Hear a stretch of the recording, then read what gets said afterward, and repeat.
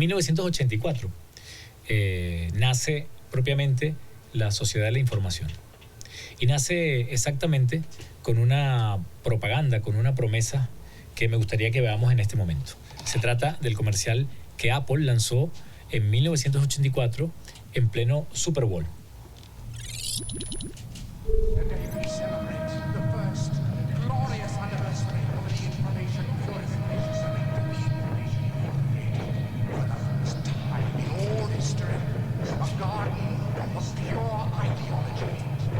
Es un comercial que ubica el imaginario en aquella distopía que George Orwell concibió en su película y en su libro, corrijo, 1984, donde el gran hermano proyectaba desde pantallas ubicadas en cada uno de nuestros departamentos el mensaje único en neolengua.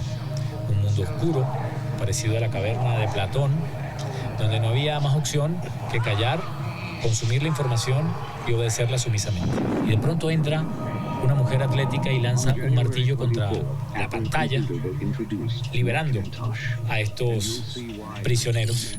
Y con el lema, ya sabrás por qué 1984 no será como 1984.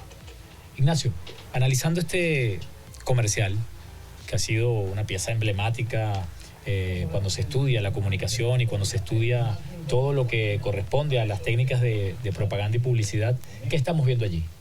Bueno, estamos viendo la idea de que el Macintosh que aparece en ese momento puede cambiar algo que ellos aquí empiezan a definir ya, como nosotros lo definiremos unos años más tarde, el pensamiento único, la unificación del pensamiento, con imágenes que, aunque no son exactas, son imágenes que recuerdan mucho Metrópolis, una película de Fritz Lang, de los años 30, final de los años 20, principio de los años 30, en el que no era una adaptación, evidentemente, de 1984, porque recordemos que Orwell escribe 1984 en 1948, cambia un poquito no es 49, 48, cambia la fecha.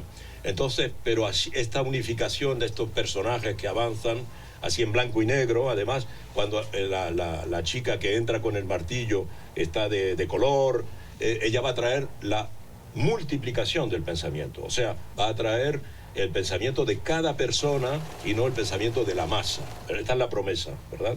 En realidad no se va a cumplir. Recordemos también que en 1984 no se ha inventado aún Internet, pero ya esta misma propuesta es la propuesta con la que llega Internet en 1989, que es cuando se inventa Internet. Puntualmente en el 84 se populariza el ordenador. Es cuando empieza la carrera por el mercado para posicionar un ordenador en cada casa. Y quizá un poco lo que nos está diciendo Apple con este comercial 1984 es que se va a romper definitivamente el control mental. Ese control mental que para George Orwell se concentraba en un estado superpoderoso y en un autoritarismo que él de alguna manera asociaba al estalinismo, es la plena Guerra Fría, y que además a partir de ese control mental se ejercía una absoluta sociedad de la obediencia, pero una obediencia que en el libro de George Orwell estaba basada en el dolor. Dice Winston Smith en las reflexiones que tiene, en las conversaciones con Julia, que solo con dolor se mantiene el poder. La distopía orwelliana es la distopía de una dictadura como ya el mundo la había conocido. Orwell en realidad se convierte en un profeta del pasado y no logra divisar hacia dónde iba el mundo, hacia dónde iba el mundo del control total, hacia dónde iba el mundo de la opresión y hacia dónde iba el mundo en el que en la Guerra Fría Estados Unidos se posicionaba como la vanguardia de ese mundo libre que tiene como fracción al individuo. El individualismo como la panacea y la antítesis de cualquier estado totalitario, de cualquier gobierno totalitario, de cualquier dictadura. Sí, exacto.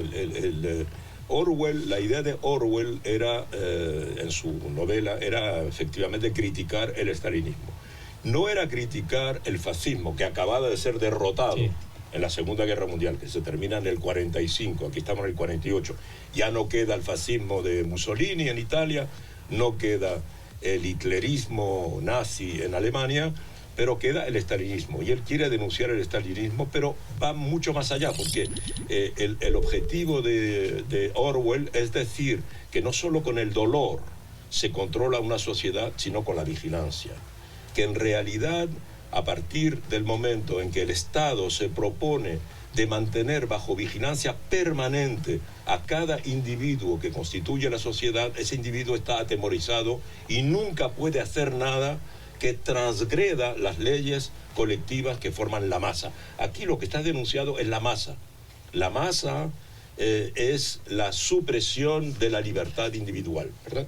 Y Mackintosh va a devolver la libertad individual. O sea que con este comercial se anuncia el fin de la masa, de la sociedad de masa, y se instaura una nueva sociedad de la cual vamos a hablar en el transcurso de esta conversación. Pero quería volver a Orwell y a una de las características de esta sociedad del hipercontrol, la neolengua. En esta distopía tenemos un ministerio que es el Ministerio de la Verdad, que es el que se encarga de las fake news, ¿no? Lo que hoy llamamos las fake news. Ese se encarga de las mentiras o de la mentira que más conviene de momento al poder. Pero también está la policía del pensamiento. ¿Y de qué se encarga la policía del pensamiento? Se encarga de vigilar precisamente y producir una autorregulación en el sujeto en función de que su libertad de expresión sea ejercida en los parámetros que permite el gran hermano. Y para esto se ha creado una neolengua que fusiona palabras o que suprime directamente palabras, porque en la medida en que las palabras son suprimidas, es suprimido el riesgo de que se rompa la ley, ¿no? Este tema de la neolengua me parece importantísimo, porque quien controla la lengua, quien controla la lengua controla el pensamiento, y quien controla el pensamiento controla de plano al mundo. Tú ves de alguna manera que esto también ha sido superado por esta nueva sociedad del individuo tecnológico, es decir, la neolengua de Orwell como medida de control, la vigilancia de orwelliana como medida de control, ha sido superada por esta nueva era, que es la era que nace en 1984 con la era de la digitalización. La era que denuncia, el mundo que denuncia Orwell es a la vez un mundo pasado, como tú lo señalabas, pero también un mundo que él cree que puede venir. Curiosamente no adivina la llegada de la informática totalitaria como la tendríamos hoy, no la adivina, pero sí que toca con esto de la nueva lengua, la novlengua, toca algo fundamental, que ya se había practicado durante precisamente los fascismos o el hitlerismo, que es la idea de que en realidad la sociedad funciona con eslogan. Hay que repetir eslogan, hay que repetir consignas y consignas. ¿Por qué? Porque la consigna te impide pensar. Si tú repites una consigna, no tienes espacio para tener un pensamiento crítico, ¿verdad? Por ejemplo, un ejemplo clásico de la novela 1984 es decir, la guerra es la paz. O sea, claro, cuando tú dices guerra, no hay que entender como desorden, sino que la guerra es la paz. Entonces, el sistema puede, porque estamos en eso, una especie de imperio que hace la guerra en permanencia, que será mucho más semejante al imperio estadounidense después de la Segunda Guerra Mundial que el propio estalinismo, ¿verdad? Entonces, y por otra parte, esa perspectiva que él dibuja, el mundo digital hará exactamente lo contrario, porque estamos en la era de las fake news y no estamos en el estalinismo. Ocurrió en democracia. Sí, sin defender el estalinismo, ni mucho menos, que era un sistema espantoso, ¿verdad? Pero evidentemente él se equivocaba en cierta medida, aunque lo veía venir, se equivocaba de denunciación. Igual que se equivoca cuando dice que es el Estado el que vigila a la gente. Obviamente eso es clásico, pero en la era en la que estamos no es el Estado el que vigila a la gente. Son primero muchas empresas privadas ligadas al mundo de la digitalización, y por otra parte también hay como un deseo propio de la gente de ser vigilado, porque la gente se exhibe hoy día. Fíjate que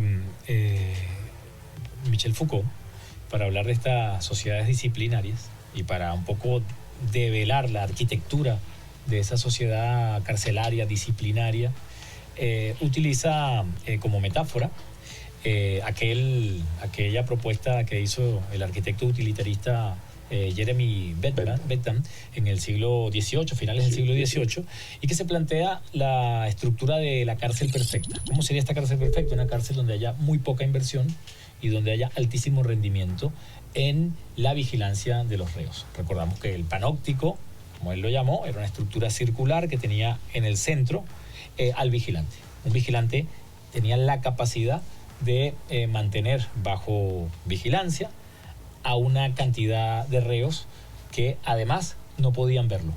Exacto. Por lo tanto, esta vigilancia se convertía en una vigilancia permanente, pero además en una vigilancia que se internalizaba, puesto que el reo, al no poder cerciorarse de que estaba siendo vigilado, no se tomaba ningún tipo de licencia, ningún tipo de libertad, ningún tipo de riesgo, porque pudiera en efecto estar bajo la vigilancia. Así, dice Foucault, se rompe la dualidad ver y ser visto. De tal manera que al romperse la dualidad ver y ser visto, lo que se construye es una disciplina psicológica que deviene en sujetos más sumisos, en sujetos mucho más controlados. Entonces Foucault empezaba a analizar la manera como estaban organizadas las ciudades y cómo estaban organizadas las instituciones de las ciudades, cómo estaba organizada la escuela, cómo estaba organizada la fábrica, cómo estaba organizado la iglesia, cómo estaban organizadas las instituciones. Eran estructuralmente instituciones de vigilancia, instituciones de control. Pero hay algo interesante, y es que tanto en el panóptico de Bentham como en lo que Foucault ha planteado como metáfora de una sociedad disciplinaria, el ojo que ve solo puede ver las formas, solo puede ver la superficie de las cosas y no logra, en todo caso, penetrar la parte interior de las cosas, que es donde reside, en todo caso, el misterio propio de la existencia o donde reside el peligro de la propia existencia. En esta metáfora que construye Michel Foucault y que de alguna manera viene a poner en perspectiva qué significa vivir en un estado policial y qué significa vivir bajo un control que se hace cada vez más sofisticado en la medida en que aprende de nosotros mismos, en nuestras maneras de rebelarnos, en nuestras maneras de resistir, en nuestras formas de resiliencia, como se dice ahora, aprende de ello para hacer al mismo tiempo un estado policial cada vez más sutil, cada vez más efectivo, cada vez más rendidor, en la medida en que se convierte y se sublima en un estado que aparentemente es el estado de la democracia, o es el estado de la justicia, o es el estado de la libertad. Tú fuiste alumno de Foucault y escribiste un libro memorable que es el imperio de la vigilancia, donde tú explicas, digamos, con códigos muy contemporáneos y con ejemplos muy claros de la tecnología que hoy tenemos, esta que nació en 1984, o que a partir de 1984 se legitimó como la tecnología de la libertad individual. Tú has creado categorías que son importantes. Por ejemplo, señalas el fin de la privacidad, el fin de la intimidad. ¿Cómo el fin de la intimidad se puede convertir en el principio de un estado de control? Sí, porque, si quieres, Foucault nos explica, sobre todo, que la sociedad moderna, ¿sí?, después del siglo XVIII, se construye en base a estructuras disciplinarias. Esencialmente es la disciplina. O sea que la gente, en particular, el proceso civilizatorio pasa por estructuras disciplinarias. Los niños y las niñas van a la escuela. La escuela es una estructura disciplinaria.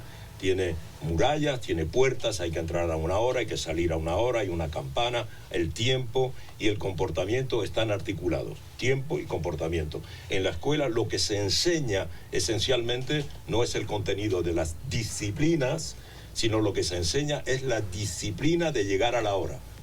Porque se educa a campesinos que estaban esencialmente organizados en función de la salida o la puesta del sol. Claro. Entonces aquí se trata de que obedezcan a la hora, al reloj.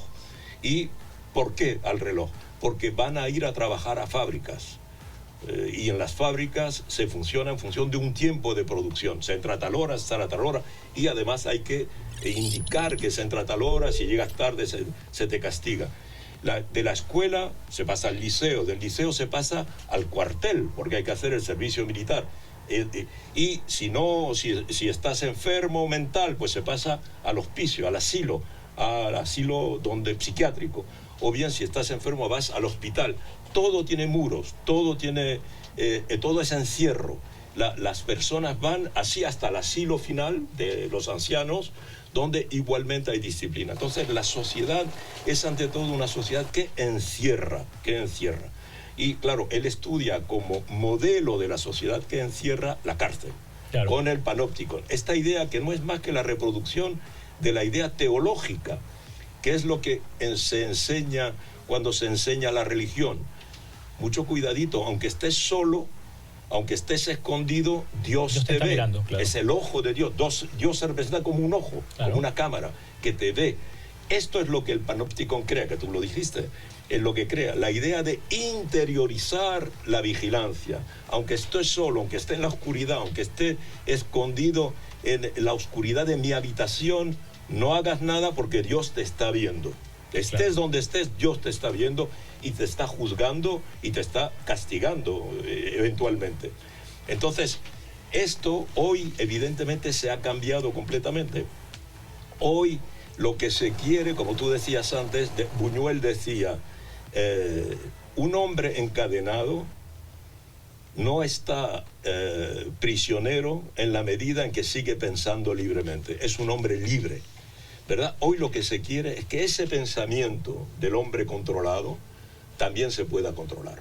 Te iba a decir eso, que la garantía que tiene el gran hermano de que el pueblo le obedezca es muy poca, porque ese pueblo está sometido a unas condiciones que no producen ni lealtad, ni producen adhesión, producen simplemente una sumisión que además se puede ver como un método de supervivencia.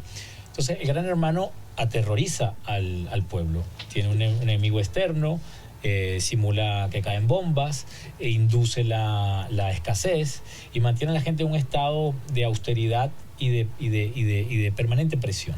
Pero además, el gran hermano dosifica tanto la información y la comunicación que hace que todo el mundo consuma lo mismo y busca como resultado que todo el mundo piense igual, que es la gran ambición de la tiranía, hacer que todo el mundo piense de la misma manera, cosa que es imposible.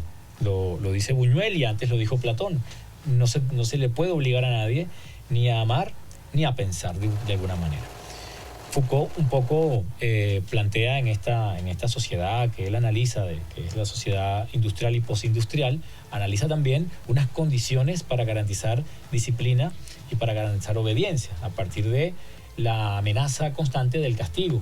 Este castigo puede ser, ya no es el castigo que se hacía antes, siglos atrás, que era el castigo en la plaza pública, el escarnio y el castigo con un verdugo, sino es el castigo de la exclusión, ¿no es cierto? Está el manicomio, como tú lo has dicho, y también está la cárcel, para los que no entren dentro de las instituciones que disciplinan y forman a sujetos para la producción y para el rendimiento permanente.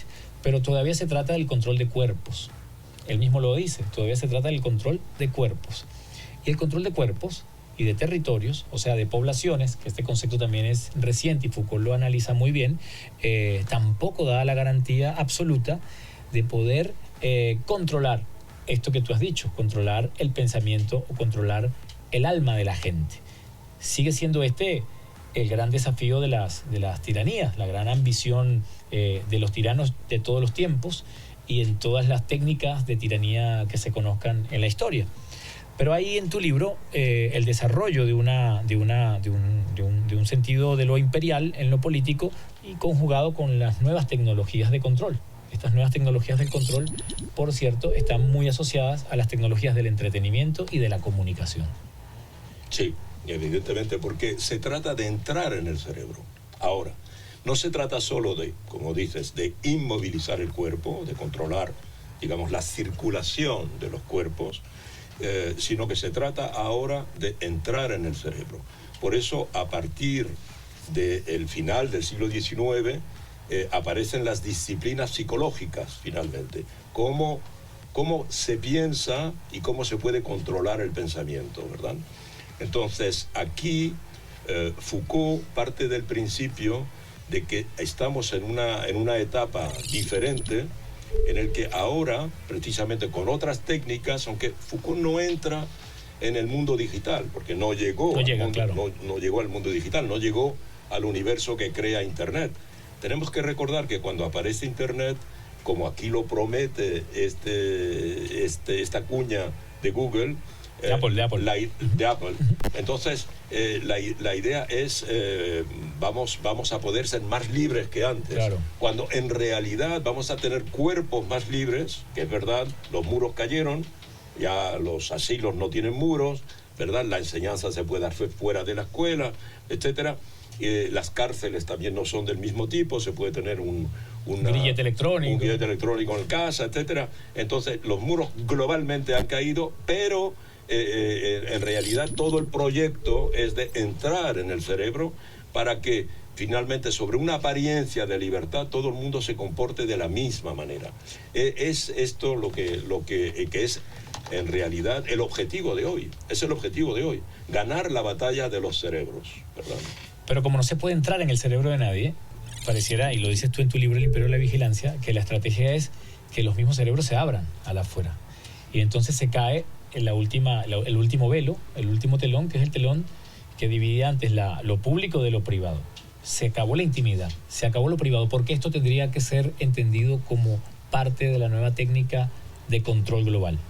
Porque precisamente, si quieres, lo que el individuo conserva como núcleo de su identidad es su privacidad, es su vida íntima, lo que podríamos llamar incluso su vida secreta.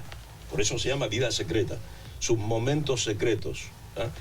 Y cada uno dice, tengo derecho a tener mi jardín secreto. Este es el último bastión de la identidad personal. Y eso es lo que se trata de obtener. Por una parte, porque estamos en una sociedad globalmente de vigilancia generalizada. En este libro que tú enseñabas, del Imperio de la Vigilancia, la ilustración de la tapa son cámaras de vigilancia. Y hoy día las cámaras están en todas partes, muy disimuladas. Las tenemos nosotros mismos en las manos, ¿verdad? Por ejemplo, Orwell imagina algo que no existía en su época, que es que aunque el individuo esté en su apartamento viendo la televisión lo ve a él. Claro. Y si él hace algo que no está correcto, la televisión le habla. Esto también lo había visto Fritz Lang en Metrópolis, cuando el trabajador va al baño, cree que en el baño está protegido, pero el espejo del baño es una pantalla. Y por el espejo del baño, el patrón de la empresa, de la fábrica, le dice, oye, ya llevas demasiado tiempo ahí, vuelve al trabajo. O sea, la vigilancia está también no solo en que al hacerte consumir ficciones, yo voy a formatar tu pensamiento, sino que estoy vigilando tu propio cuerpo. Y recordemos que en el 1984 tampoco se puede leer lo que se quiere, los libros están prohibidos. Claro. Como Fahrenheit 451. Correcto. ¿Verdad? Entonces, aquí ahora se trata de entrar en el último bastión que queda, poquito a poco, utilizando esta voluntad que puede existir, que hoy es contemporánea, de que querer ser conocido, todo el mundo quiere ser célebre, es ser célebre, ser conocido y ser famoso es como una aspiración casi divina. Solo los dioses son conocidos. Solo se le ofrece culto a los dioses, ¿verdad? En cambio, hoy cada uno quiere tener un culto, que sea objeto de un culto. En esa medida, ¿verdad?, la gente se exhibe cada vez más de una manera para atraer la atención y crear, hoy se habla de influencer, ¿verdad? Entonces, es esta idea, la de al querer exhibirte, entonces estoy sacando los elementos constitutivos de este último núcleo de mi intimidad. Y entonces, a partir de ahí, yo puedo entrar con algoritmos, puedo saber exactamente qué es lo que le gusta a la persona, qué color, qué persona, qué libro, qué pensamiento, qué actitud. Y finalmente hoy los individuos casi no tienen secretos para las computaciones. La sociedad de las masas es la sociedad del espectáculo también. Y siguiendo a Foucault, esa sociedad de masas y del espectáculo disciplinó también nuestro imaginario y disciplinó nuestros deseos. Es decir, nosotros teníamos también unos parámetros para desear el éxito de determinada manera. Teníamos pues los ídolos, los íconos y todo lo que el cine y la televisión, los medios de masa en general construyeron como modelos de vida, más que historias que empezaban y terminaban. Lo que se planteaba en cada una de ellas era un modelo de vida. Se reafirmaba un solo y único modelo de vida, que es el modelo de vida que nos vende el protestantismo, que es sufrir y sufrir y sufrir, luchar y luchar y luchar, sufrir y sufrir y sufrir, y al final de todo, pues por un golpe de dados viene la recompensa. Y esa recompensa entonces es lo que hace que el héroe se invista no solo de gloria, sino que además se invista de una gran moral, de un gran contenido, por el hecho mismo de haber sufrido lo que ha sufrido. Cae la sociedad de las masas, pero el espectáculo continúa. Y hoy el espectáculo pasa a tras bastidores. Entendiendo tu libro, lo que es espectacular es lo que antes era ordinario. Y lo que antes era espectacular pasa a ser algo que carece de interés. Porque el antihéroe, que es el espectador, hoy se convierte en el protagonista de su propia vida, pero que es una vida en tanto está legitimada por los otros, por otros individuos que ya no son masa, que son individuos segmentados en pequeños compartimentos algorítmicos y que de alguna manera crean unas nuevas comunidades que son comunidades de iguales, a las que no le podríamos llamar todavía sociedades porque no están fundamentadas en la tensión de alteridad, sino están fundamentadas en la identificación automática. Se pierde entonces la privacidad y hoy lo sospechoso es tener privacidad. Hoy lo sospechoso es tener secreto. Porque ya no es el gran hermano instalando micrófonos o cámaras en nuestros hogares. No es el gran hermano imponiéndonos una tecnología para espiarnos y vigilarnos. Hoy somos nosotros los que vamos al supermercado a comprar tecnología que nos espía. No solamente los televisores, no solamente los teléfonos, hoy las neveras, hoy los aparatos de limpieza. Todo nos escucha, todo nos registra y todo envía informes permanentemente de nuestro comportamiento. Pero a nadie parece esto preocuparle ni molestarle. Mientras más tecnología de vigilancia tenga el producto, más caro es. Sí, hemos pasado de un mundo que puede resumirse a la película de Hitchcock, ¿verdad? Ventana Indiscreta, sí, en el que el mundo finalmente es como un teatro y yo voy a tratar de penetrar en ese teatro por las ventanas, por los resquicios que me son posibles, para observar, para ver un mundo del voyeurismo. Hemos pasado en el que se supone que la gente quiere ocultar, quiere proteger su intimidad. Hemos pasado a la telerrealidad, ¿verdad? Es decir, la idea de que la gente viene a exhibir su particularidad, a extenderlo delante de todo el público. Y mucho más ahora, en la medida en que la telerrealidad aún es un género ligado a la televisión, pero hoy no estamos en un dispositivo en el que la televisión es la pantalla dominante, sino que hoy la gente se exhibe o muestra sus talentos o sus particularidades con sus propios dispositivos, no el dispositivo de la televisión que se supone que es fuera del alcance de un individuo. Hoy cada uno tiene el dispositivo que le permite, que es su teléfono globalmente. Entonces hay 7.500 millones de habitantes en el planeta, hay 7.500 emisores, capacidad de emitir. Y la riqueza, como decíamos antes, el hecho de transformarse en un famoso o famosa pasa por lo que tú muestras de ti mismo en la pantalla de la televisión, ¿verdad? Es decir, la idea de que puedes ir hasta lo más lejos posible. La norma ahora no es esconder su privacidad, sino exhibir un aspecto de tu intimidad que tú piensas que puede subyugar, seducir, interesar a mucha gente a través del planeta. Y de hecho hoy los individuos, muchos individuos, o si pudiéramos decir individuas, tienen mayor audiencia que los principales canales de televisión de cualquier país del mundo, ¿verdad?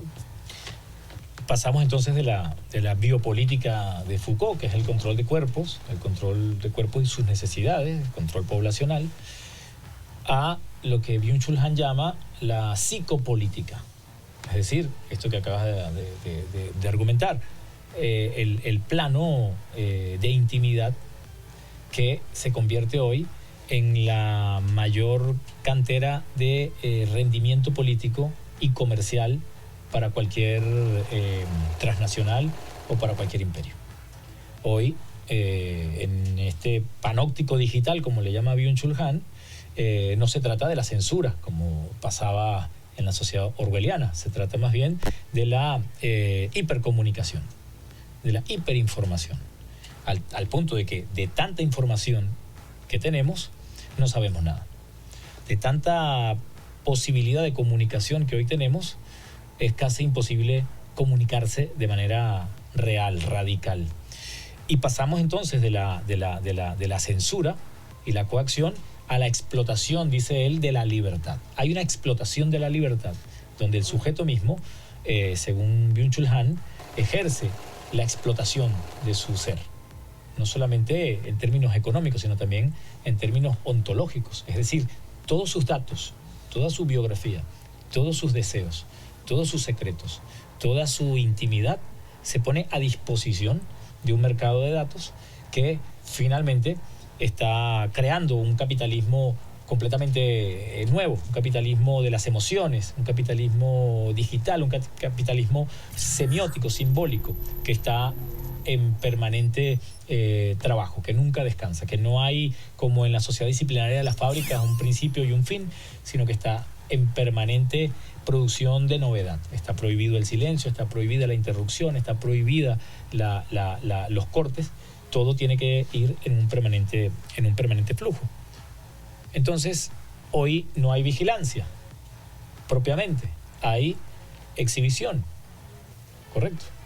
Y hay bullerismo. Esto anula el carácter punitivo de la vigilancia, ¿no es cierto? Para ser vigilado tiene que haber una relación de tensión entre el ojo que vigila y el cuerpo que es vigilado. Acá estamos hablando de ojos que se exhiben, de cuerpos que se exhiben y de ojos que están complacidos de ver. Tú escribes más recientemente este libro, La Era del Conspiracionismo. Es un libro magistral porque, una vez más, desde el análisis de la coyuntura, tú logras develar el problema de fondo que tienen las sociedades contemporáneas, las democracias contemporáneas, y que tienen también las posibilidades de construir un mundo completamente diferente. El conspiracionismo lo planteas acá no solo como un estadio, como un resultado de la sociedad de la información y de las tecnologías de la comunicación, sino que lo planteas acá como una nueva ideología. Una ideología curiosa porque es una ideología de la negación, una ideología negativa, en el sentido de que pone en sospecha cualquier tipo de procedimiento de verdad. Tú hablas de 3 crisis que ha producido esta era digital: la crisis epistémica, la crisis de la información y la crisis de la democracia. Vamos a hablar un poco de por qué te ocupas del asalto al Capitolio y cómo del asalto al Capitolio logras de alguna manera develar el malestar que hay hoy en la cultura, no solo norteamericana, no solo occidental, sino en la cultura global. Entonces hay otro libro mío que se llama La tiranía de la comunicación, que es un poco lo que tú decías al principio ahora de tu intervención. La comunicación se ha vuelto tiránica porque si no comunicas, no existes. Entonces comunicar no es una opción, tienes que comunicar. Dice el mundo en el que estamos, tienes que comunicar. Hoy más que nunca tienes que tener tus redes, tienes que estar presente, si no, no tienes existencia. Literalmente eres un ser sin cuerpo ni alma. Comunico, luego existo. Comunico, luego existo. Y entonces, en esta sociedad de la hipercomunicación, la censura, de la que tú hablabas, no se ejerce de la misma manera que antes, porque evidentemente la censura, esencialmente, ¿cómo se manifiesta? Se manifiesta por amputación. La censura solo es amputación. Sí, hay que cortar, hay que recortar, hay que impedir, suprimir. Hay que suprimir, hay que volver mudo a la persona, etcétera. Hay que quitarle la posibilidad de expresarse, o hay que cortar la obra, hay que reducirlo, hay que encerrarla, hay que prohibirla. Hoy no, la censura no se produce así, se produce no por amputación, sino por exceso. Por exceso. El exceso de la comunicación crea un muro que te impide ver lo que tendrías que ver para que fuese útil para ti. Es decir, toda esta abundancia de comunicación, de información en la que estamos, esta saturación de información en la que estamos, es la que me impide ver la información, la buena información, ¿verdad? Por ejemplo, hoy estamos como saturados de información sobre la guerra de Ucrania, ¿verdad? Pero toda esa información es para que en realidad yo no vea lo esencial de la guerra de Ucrania. Es decir, que solo oigo una parte del debate, porque en una guerra hay dos mínimo, pero no oigo al otro. O no veo cosa importante, como yo digo, por ejemplo, es una guerra sin aviones, no me lo habían dicho, nadie me lo ha dicho. Es una guerra con mucha corrupción, por ejemplo, en Ucrania. No me lo habían dicho y sin embargo acaban de suprimir al ministro de Defensa por corrupción. Lo ha hecho Zelensky, pero no nos lo dijeron. O sea, podría multiplicar los ejemplos de enormidades que no hemos visto y estamos todo el día informándonos. Y las televisiones, las radios, las redes están dándonos información sin cesar. Pero eso es lo que nos distrae. El hastío de la información. Sí, es la excursión. ¿Qué quiere decir excursión? Salir del curso. Claro. El curso. Entonces no veo el curso. A fuerza de excursiones. Me distraigo con tal anécdota, no sé, que puede ser de un mundo de cultura popular, o de deporte, o de crónica roja, etcétera, y mismo de política. Pero no veo lo esencial, lo que en realidad define la cartografía de las dinámicas fundamentales de este mundo. Entonces, claro, en ese universo, precisamente, en ese universo, esa es la cama, ese es el lecho donde se ha instalado el conspiracionismo. ¿Por qué?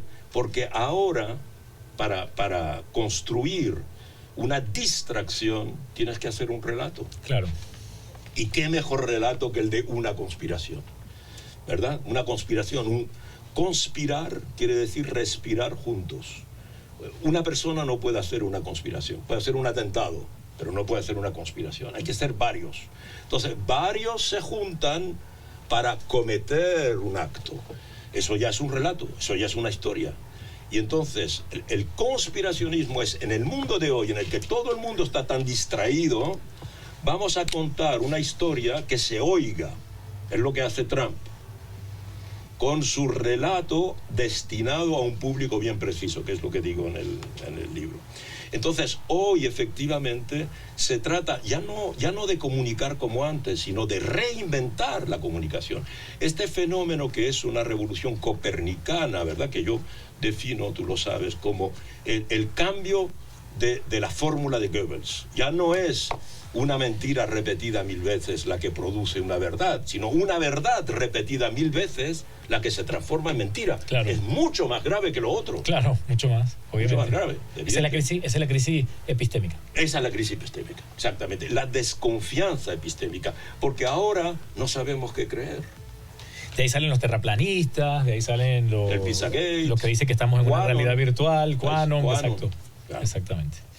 Y todo este conspiracionismo, además, se da, como tú dices, por exceso de comunicación. Podemos decir lo que nos dé la gana.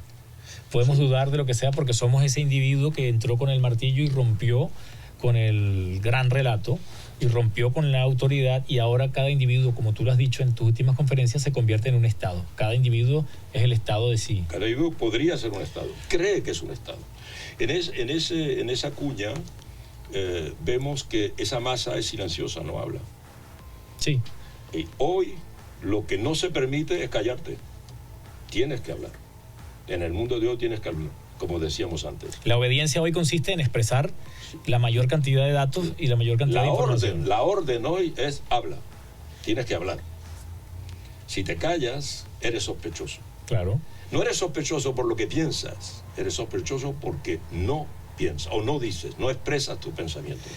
Con esto que dices, uno podría pensar que si el proyecto totalitario clásico, canónico, es que todo el mundo piense de una sola manera, hoy sería la fórmula diferente, que nadie piense, porque no hay tiempo para pensar y porque no es necesario pensar.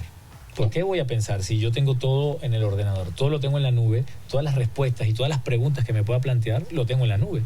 No siquiera me sé los teléfonos de mis padres, de mis hijos, de mis amigos, porque todo lo tengo ya programado, todo lo tengo completamente listo. Ahora, el conspiracionismo como ideología es una ideología que además de diluir como las verdades históricas y además de invalidar cualquier tipo de procedimiento de verdad, cualquier tipo de posibilidad de construir una verdad que es fundamental para el ser humano, que es fundamental para las sociedades humanas, también se convierte en una crisis de la propia palabra, en una crisis del propio sentido. A esto tú le llamas la crisis informativa.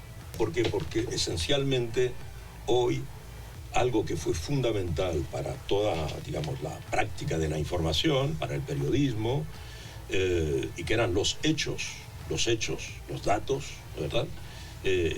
Eso ya no es fiable. Ya no es fiable y ya no es creíble.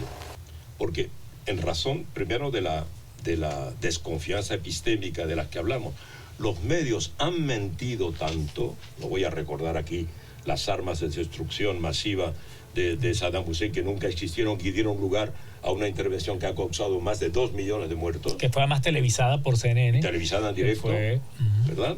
Entonces, ahora ya hay una desconfianza, los medios mienten, ¿verdad? Pero es que además, en este contexto, al hecho yo le puedo contraponer otro hecho, claro, que me invento. Claro. Que me invento, como hace Trump, que me invento. El Washington Post, por ejemplo, el fact-checker de Washington Post, el verificador de hechos, verificador de afirmaciones de Washington Post, calculó que durante sus 4 años de mandato, Trump había dicho públicamente 35.000 mentiras verificables, claro, 35.000. Claro. Y es el presidente de Estados Unidos, el emperador, el dueño del mundo. Entonces, evidentemente, hoy la verdad alternativa tiene tanto valor como la verdad misma. Y hay tantas verdades alternativas como verdades afirmativas. El que conspira no está conspirando contra una verdad, sino contra lo que él considera ha sido una mentira institucionalizada, y por lo tanto él crea verdades alternas. Construye una narrativa en base a hechos alternativos, que son evidentemente diferentes. Mira, todos sabemos que el movimiento que más se extiende en Estados Unidos no es el Partido Demócrata o el Partido Republicano, sino que es QAnon. QAnon, claro. QAnon, con decenas de millones de seguidores, basado en un relato que es un relato totalmente inventado, que se puede demostrar que está inventado, y sin embargo es el que produce este fenómeno de blobización, como una bola de nieve que va creciendo, porque hoy la gente prefiere creer en mentiras. No es nuevo. Sí. Freddy, sí. Pensemos que todas las religiones, con el mayor respeto hacia las religiones, están basadas en cosas inverificables. Mitos por lo menos. En mitos, evidentemente.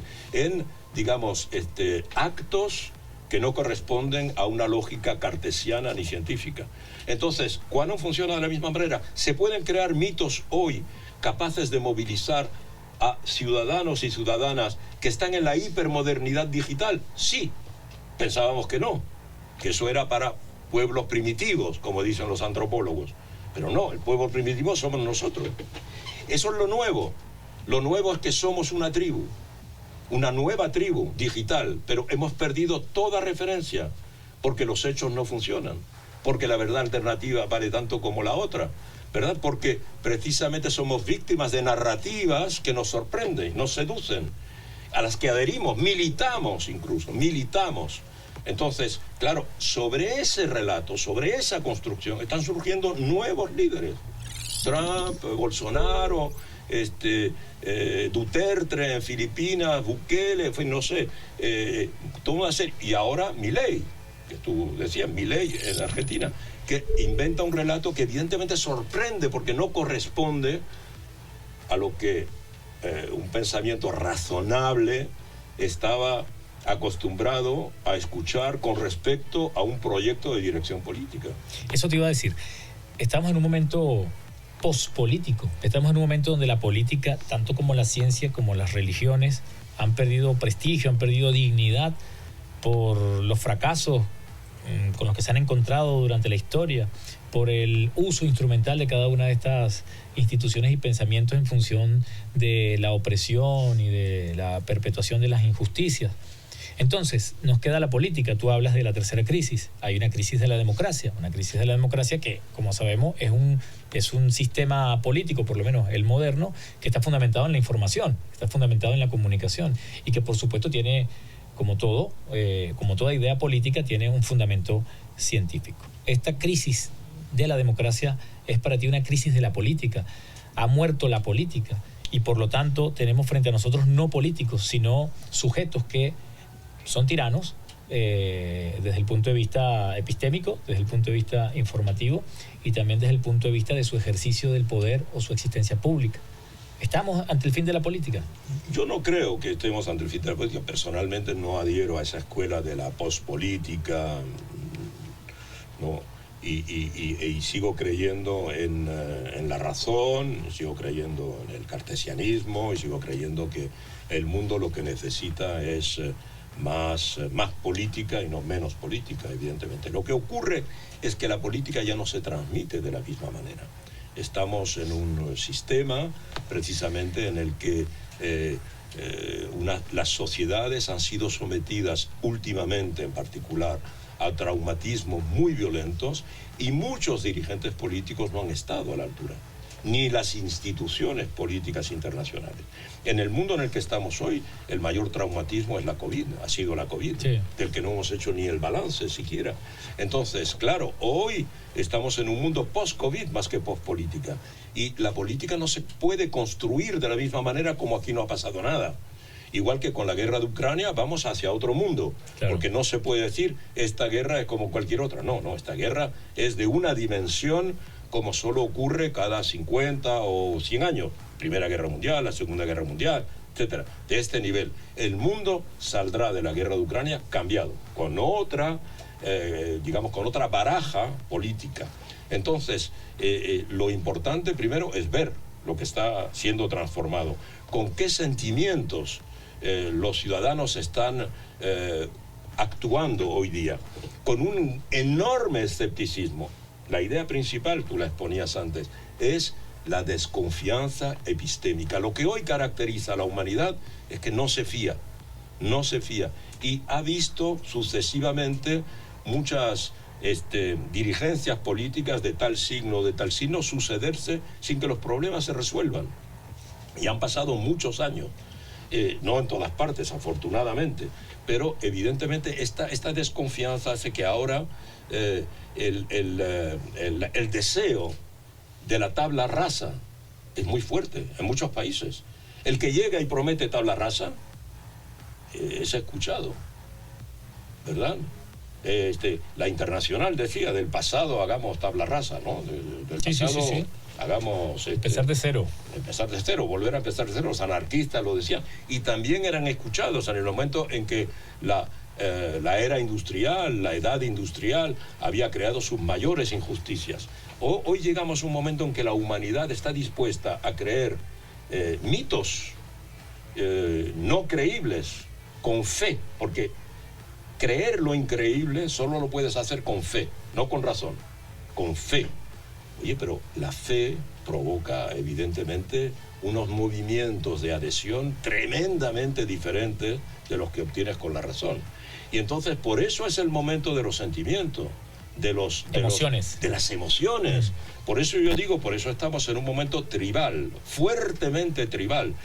Mira, no es un milagro que el deporte y en particular el fútbol tengan el lugar que tienen, porque crean tribu. Sí. La gente ¿en qué momento vivimos desde el punto de vista del cuerpo? En el momento del tatuaje. Claro.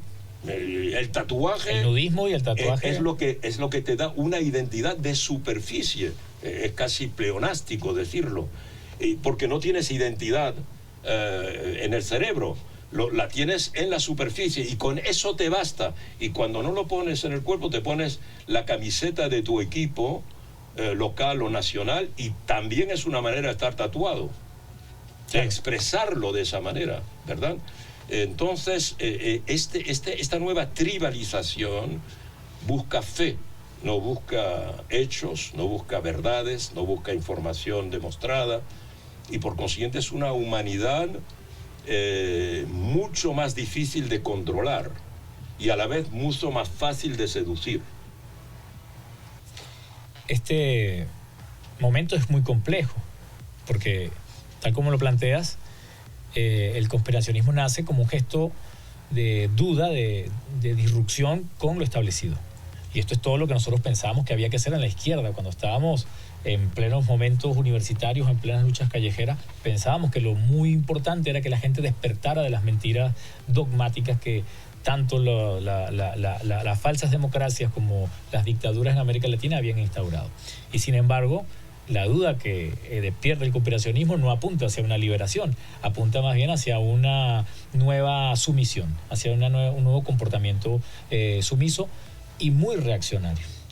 Luego, desde el punto de vista filosófico, la duda es lo que ha movilizado todas las ideas nuevas, las revoluciones...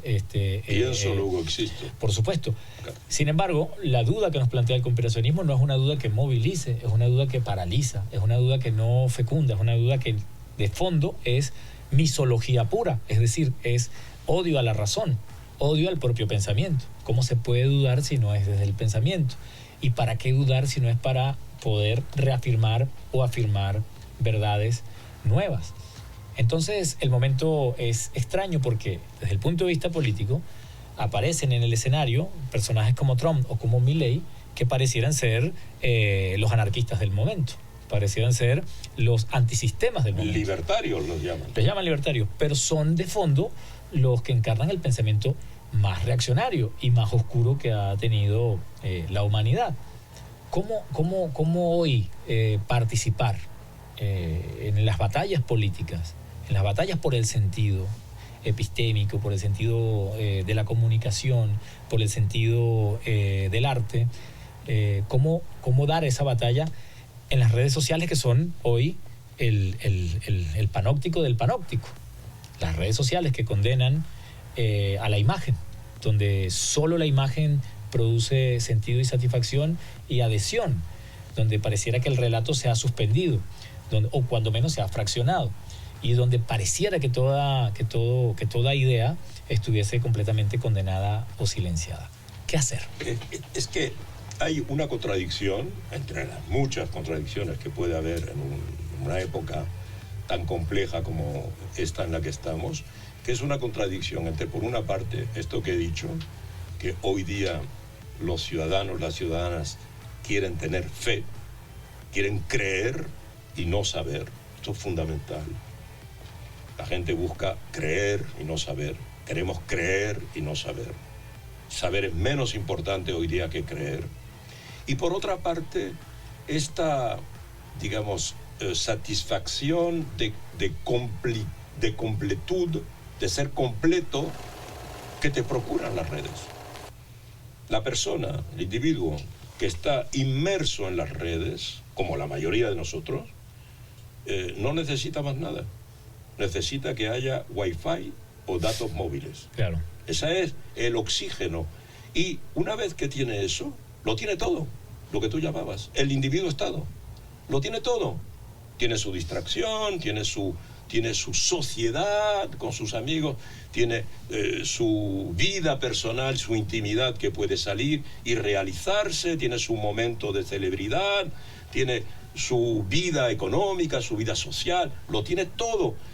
Ya no le está pidiendo nada, o mucho menos que antes, a la política, porque las redes le dan la identidad y le dan muchas satisfacciones que necesita su personalidad. Entonces la política pasa a ser algo tan anecdótico que precisamente en vez de exigir tanto, va a ser ahora un fenómeno de fe. Y hay una elección que se hace en esa base. Lo que se va a elegir no es a un presidente, a un dirigente, se va a elegir a un profeta. Claro. Se va a elegir. Hemos regresado al tiempo tribal de los profetas. Por eso Trump es un profeta. La gente cree que Trump es un presidente de la República. No, es un profeta. Y Milei, también es un profeta en cierta medida. No porque lo decide él, sino porque lo decide la gente, que quiere creer. Los asaltantes del Capitolio eran seres racionales como nosotros. Y sin embargo participaron sin saberlo en un golpe de Estado en Estados Unidos, donde no hay tradición de golpes de Estado. Por eso este momento es tan particular y por eso es necesario entenderlo. Este mundo no tiene las mismas coordenadas que el mundo de hace 10 o 15 años. Internet lo ha cambiado todo, como hemos dicho nosotros, como la comunicación cambia todo. Cuando aparece la imprenta o cuando aparece la electricidad, etcétera, ¿verdad? O cuando lo anterior.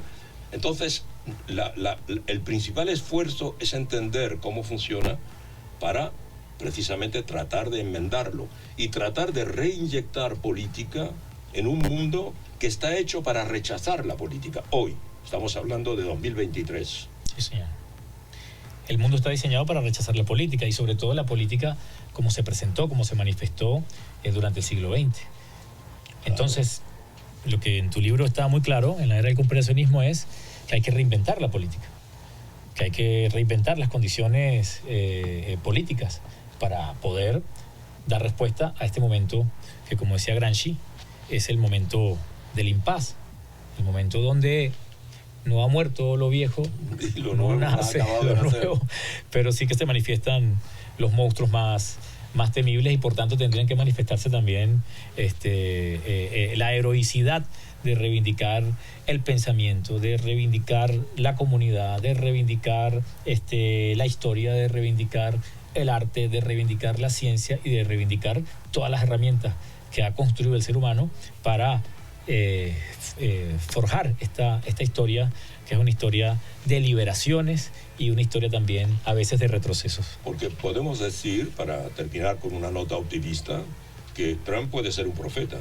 y puede haber seducido a una gran parte de los estadounidenses, pero perdió las elecciones. Bolsonaro puede ser un profeta y puede haber seducido a una gran parte de la sociedad brasileña, pero perdió las elecciones frente a Lula. Entonces, la sociedad es mucho más inteligente en su complejidad y de manera intuitiva en gran parte, y por el momento aún estos profetas no se han apoderado de la humanidad. La humanidad resiste, la política existe.